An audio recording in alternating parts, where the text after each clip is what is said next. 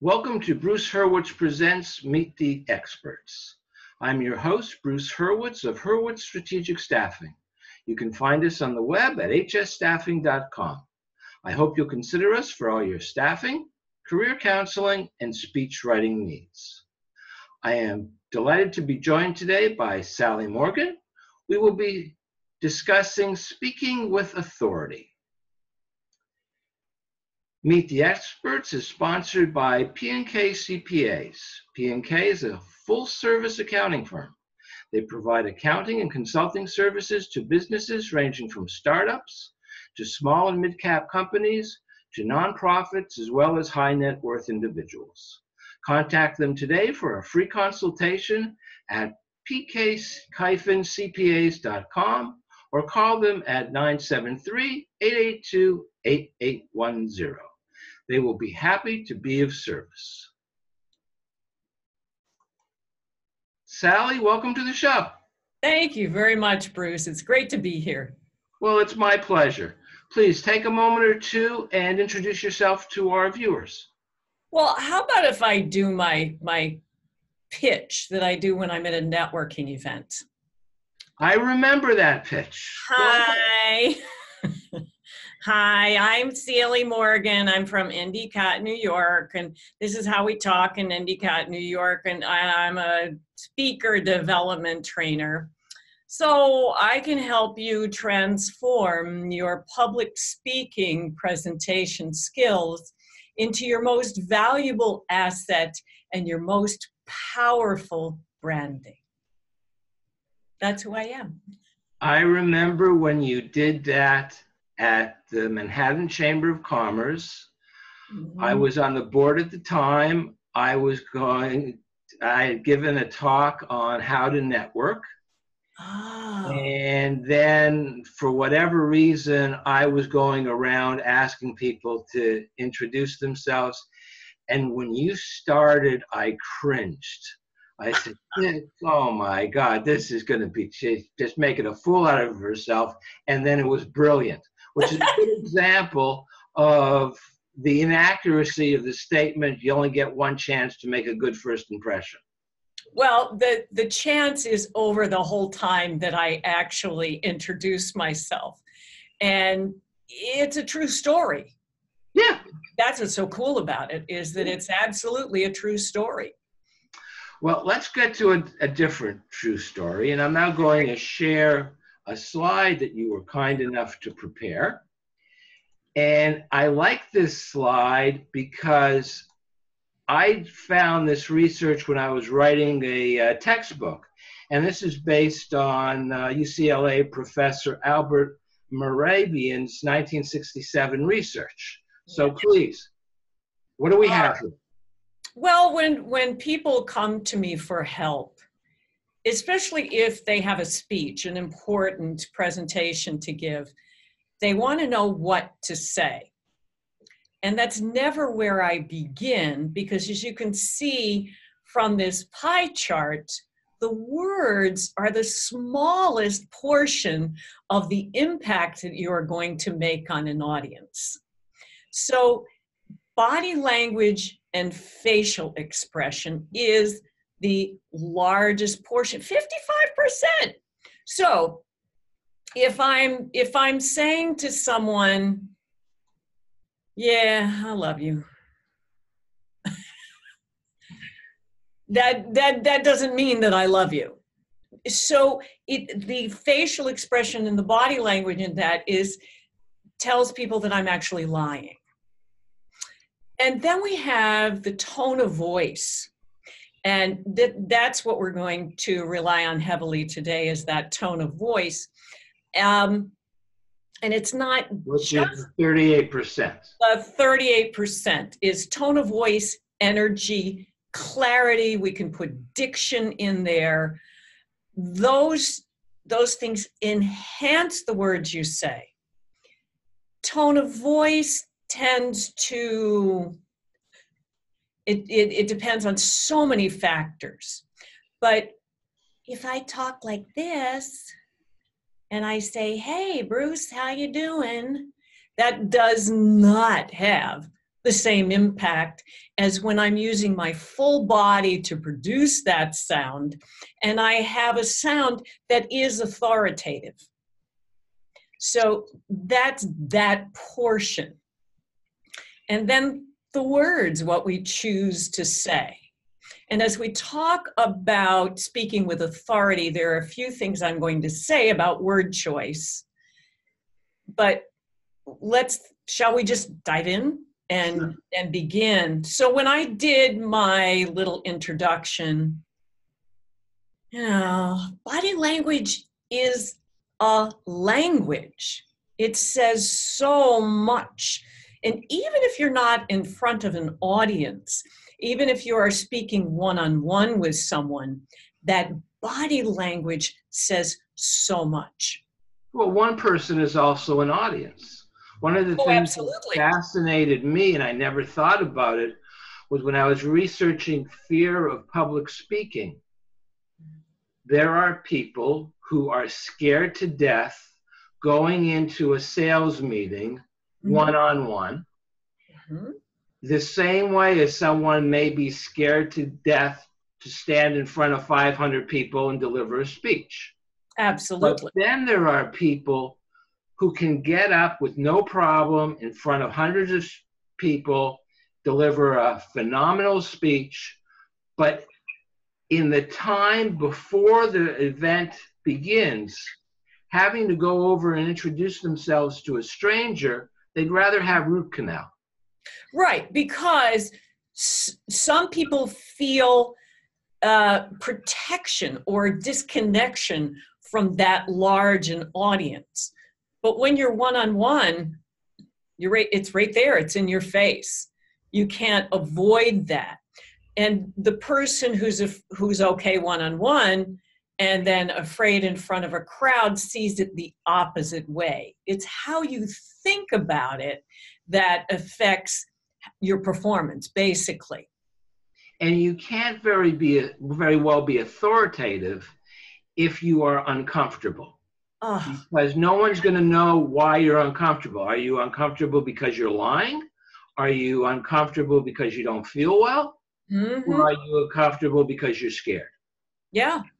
And there's not a fantastic way for those observing you to discern what is causing that uncomfortableness. And sometimes a person will take it on themselves. Well, she really doesn't like me. And that's not it at all. No. It's just that the person is uncomfortable with that intimate conversation. I remember one gentleman getting up, and he started off very poorly. And he said, I need to explain something to you. I am scared to death of public speaking. And this is a room that's packed. I hate this. I know I'm good at it. It takes me a few minutes to warm up. So if you'll stay seated for 2-3 minutes, you may be surprised. And you could see after a couple minutes, he had color in his cheeks, his body language was relaxed, and it was a phenomenal speech. Yeah. And I think that pretty much everyone forgot about the first 2 minutes. Well, and I have a theory on that, and he spoke truth. He began by telling everyone the truth of what he was thinking and feeling. People always appreciate that. And he was able to continue, I'm sure, speaking his truth, how he thinks and feels as he got into the body of his speech. Absolutely. Let me go to your next slide. Okay. They're connected. Uh-huh. So here we had 55% body language, 38% tone of voice, 7% words, and now it comes all together. Right. And the title of this slide is to build vocal authority from the bottom up. And I mean, well, you can't say from your bottom, but from the bottom of this chart up. body language is the foundation of everything else you will do. And the way I work with body language is to get you connected, grounded. We all have a power source within the body that's about 2 inches below the navel and dead center in your body. Getting connected with that, and also that is where the power comes in your voice.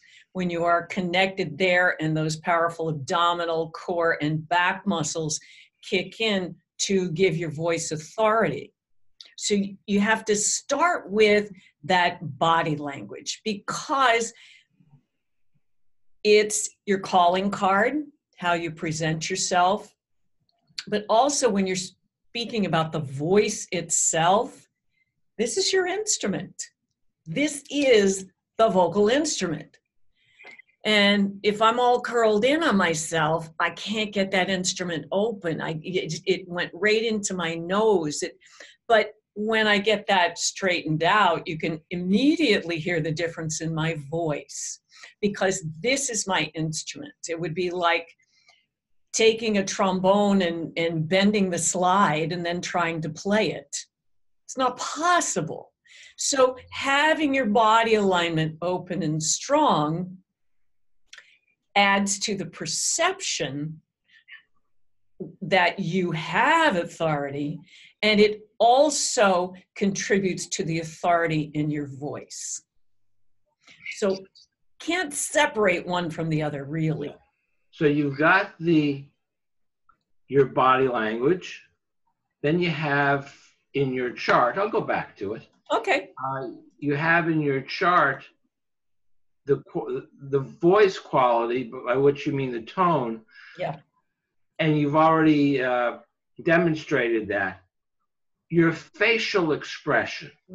Okay. That is probably, I think, the most significant, because there are people, they see somebody with their arms crossed, that immediately means they're building up a wall and they want a barrier between you. And no, it's just, this is comfortable. I'm thinking, I'm fine. I'm being friendly. So that type of thing can be misinterpreted, but it's pretty hard to misinterpret a facial expression. Right. And yes, this is a defensive body language. If you study body language at all, this is defensive. So you want to avoid that. Facial expression,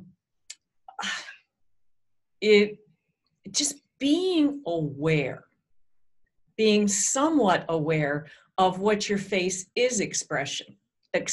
And I'll go back to the man who began his speech by telling everybody how uncomfortable he was. If you are speaking the truth, as that man did, and you are speaking from what you want to say and what you want to communicate, your facial expression is going to reflect that. If you are trying to control what you say, oh man, I forgot those 10 words that I was, and all of that, that comes across on your face. Instead of just sticking with what you know, if you get mixed up in a speech, keep going and find the thread that gets you back to what your message is. So a smile is always good. That always brings another person in and allows them to relax. Eye contact, of course, is part of facial expression. And when you're one-on-one with somebody, just notice the kind of eye contact that you're making, because you don't just stare at somebody and just stare until you're finished saying what you want to say. No, you look at the person, you have to think about something, you look away a little bit, you look back, something distracts you over here, and then you look back again. But keep coming back to that connection. Now, if you're in front of an audience, that's a different matter. especially if you're in front of a large audience. I don't mean leading a meeting. If you're leading a meeting, you need eye contact with that. But if you're on a podium and you are speaking to a large group of people, eye contact is a different thing. Because in that case, if you make direct eye contact with someone, it can be very intimidating for the audience person. So you look at their forehead or their hair, and that way, or lack of hair. Sorry, I had to put that in there. All right. But you are making a connection without doing something that's intimidating to that audience member. Well, there's a approach that says you should never stare directly into someone's eyes because you don't want eye lock. If you are a man and you lock eyes with a woman, she could become very uncomfortable because she may think that you're flirting with her. And it can be problematic, and therefore, as you said, the forehead, what my research showed was the tip of the nose or the bridge of the nose. And that solves the problem because you are making eye contact, but it's not intimidating in any way. But I want to ask you, so we're talking about speaking with authority, but when you're speaking to a group, you not only have to be cognizant of your own body language, but also of the audience's, because you can tell pretty quickly if you're losing them. Well, yeah. If they start getting uncomfortable in their seats and there's a lot of coughing going on, yes, you're losing them. Although I have had the opposite experience as well. That person or persons in the audience that I thought were just so disinterested and they were uncomfortable. But they come up to me afterwards and say, wow, that was amazing. I learned so much. Okay. Well, that just goes to show you that the science of body language isn't always perfect. I'll go back, and I know you disagree, to this. For me, it's very comfortable. And I learned my lesson a long time ago. I was in a staff meeting. I stood up. I went to the back. I was already at the back, but I went and I stood right in front of the wall like this. And I was listening. And afterwards, the boss came over to me and said, "What's wrong?" And I said, "Nothing." "Well, why are you so angry?" I go, "I'm not angry. What are you talking about?" "Well, you got your arms crossed." I said, "It's comfortable. You stood up. These chairs are terrible. My back was hurting me." So it had nothing to do. It was totally misunderstood. But for that reason, and I teach this to my career counseling clients, when they go in for a job interview, people, generally speaking, don't know the rules of body language. So they think that this means you're building a wall, so don't do it. Or more importantly, you look down. And when you break eye contact and you look away, you look down. You look up, it's okay, because everybody knows from school, when you can't think of the answer to the question, you look up at the ceiling as though it's written there. So that's all right. But if you look down to the right, that means you're considering how to construct an answer. If you look down to the left, that means you're having an emotional response and you're about to lie. So I tell people, don't look down at all, because nobody knows from left from right. So just keep eye contact. Yeah, and that's also depending on whether you're right-handed or left-handed where you look. And it gets, Yes. There's no end to it. Right. Now, I have had clients, employers, contact me and say, "I need someone for a senior position who can take possession of a room. When they enter the room, they own that room instantly." Yes. And 99 times out of 100, that means someone who is more than 6 feet tall. Because they're immediately noticed. However, just because you're tall doesn't mean you can keep the room. Because I once heard a man speak who was maybe 4.5 feet tall, and believe me, he had total command of the room. So it's art, not science. But talk about taking command of the room. Well, I had a client, a very diminutive Asian woman, really tiny. And she said that she felt like she disappeared in any room she went into. And this was in front of a large group of people that we were working.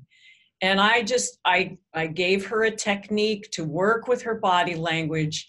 And then I said, now I want you to get bigger and bigger and bigger and fill this room. And the audience went, oh, because just by her energy, she was able to fill that room. And I don't think it has anything to do with height at all. It has to do with presence. Presence in your body, presence of being aware of everybody around you and pulling them into your world and this fabulous energy. I have a friend who, well, she's gorgeous, but she walks into a restaurant and everyone in that restaurant looks at her. And she's not tall. It has to do with her presence and her energy. And it's learnable. These are all things that you can learn to put into your business arsenal so that you are ready for business. And part of body language is your walk and your handshake. Yep. Yes, sir. Sally, I want to thank you profusely. This has been very interesting. I'm sure all of our viewers have enjoyed and appreciated what you've had to say. So as I'm thanking you, I want to share your contact information. Okay.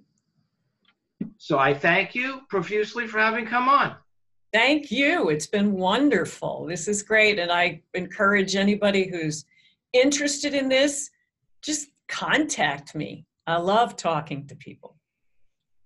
And I'm sure people love listening to you. So thank you very much.